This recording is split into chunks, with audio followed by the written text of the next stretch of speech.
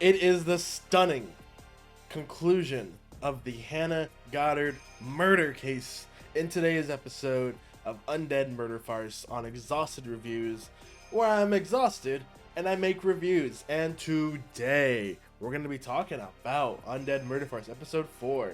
Our first little arc after the intro is all wrapped up and we have found the killer in this case. I kind of want to speed through this episode because it is just a lot of deductions. I'll walk you through it.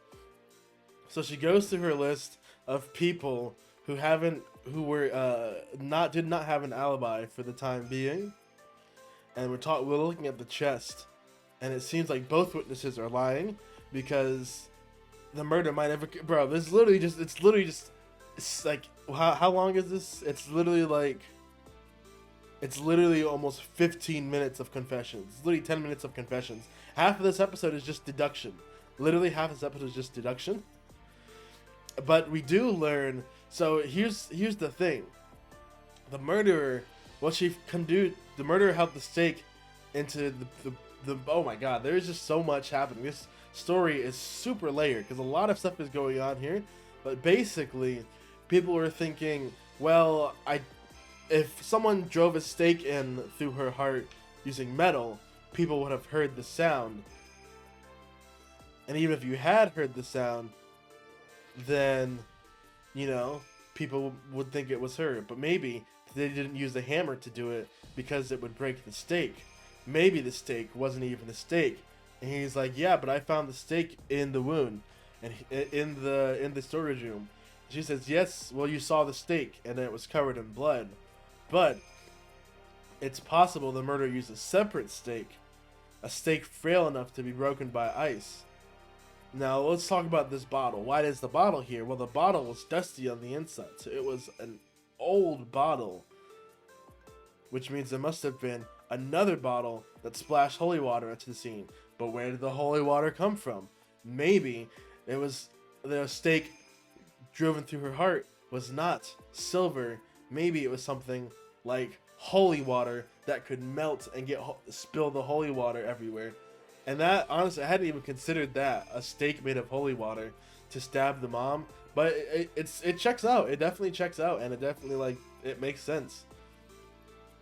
And then while his dad went to go hunting, he broke in, poured some blood on the stake, and went to go meet up with his father. And that sets him off. And then we find out who exactly it is. 2 servants and Raoul. But then we think it could be Raoul. And he's like, no way I could have done it. She's like, yes, there were fingerprints in the blood. So he accidentally touched it and got his fingerprints on it. But Raoul just doesn't have his hands burnt. Because it would be faster to cut off his own fingers and have them regrow than to leave fingerprints burned on his fingers. Isn't that wild? So yeah, he cut off his fingers to destroy the evidence of his burns. He killed his own mother. And then during the middle of the deduction, he lunges for an attack, thus cementing his guilt. And then we get a nice little fight scene out here. And we get we get his whole plan. He tricked the hunter to come kill him, to distract him from killing his mother. Then, while he was gone, he stole his stake case, made a holy water, and froze it. And then killed his mom. Because he thought vampires were being too weak by trying to get all buddy-buddy with humans. So he's basically trying to start a civil war in his family by killing his mom. And it didn't even work. And bro literally fucking uppercuts my dude so hard. And he floats in the air. And bro kicks him through 1, 2, 3, 4 walls, bro. Their house is in shambles. Their house is a mess now. And he's still going too. And this guy, I love him. He's such a fucking goofball clown.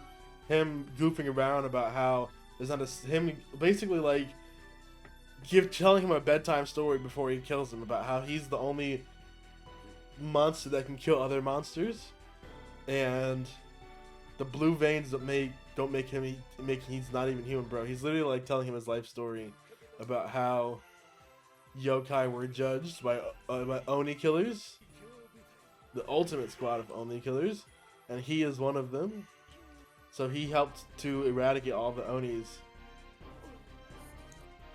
And bro, bro crushes him so hard they have to play it like 3 separate times. It's actually wild. So unfortunately, my man has his life is forfeit now after killing his mom and proving that he is trying to attack the young master. Bro hits him with the Ganondorf Captain Falcon up tilt and just cracks his skull open. Unfortunately, not the best ending, but it is the ending that we got here. And we get this girl trying to interview her, and Shizuku spends a little bit trying to hit dude over the head with some suitcases. So it's all very sad. It's a melancholic ending, but it's the ending we need. And she's also trying to find, and also again, like with the visual language here that they use is just amazing. I love all the visual presentation they do, and the editing, and just the presentation of the show. It is seriously good stuff. So apparently the guy who visited, the main antagonist of this series, who we've been looking for to fight, to get revenge on, he was here like 3 days ago trying to convince the vampire man to steal him. So maybe he put some nasty thoughts into this guy's head, his son's head. Who can say? But yeah, we end the episode with unfortunately, he said he lost 3 members of his family. And in Japan, they have a saying where if something happens twice, it happens thrice. And bro literally says,